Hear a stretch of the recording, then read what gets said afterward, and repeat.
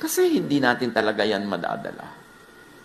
Ang kailangan mo lang na lupa, siguro 1 meter by 2, kung ililibing kang ganyan.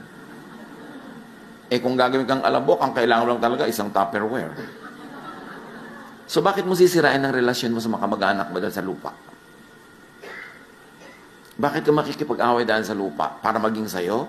It can never be yours. You are the lands. Kaya, yan ang pag-aaksaya. Biruin mo, magkakagalit yung magkakapatid dahil sa lupa. Yan ang sayang na pagod. Sayang na panahon. Ang saya-saya nyo, nung mga bata pa kayo, naglalaro kayo, nanguhuli kayo ng gagamba, nag-aagawan kayo ng lastiko, mga kahan ng sigarilyo, tinetext-text nyo na ganyan. Pagkatapos, nagkaroon kayo ng asa-asawa, nasusul-sul-sul sa inyo, mag-aaway-away kayo magkakapatid, sayang. Sayang ang panahon pinagsamahan.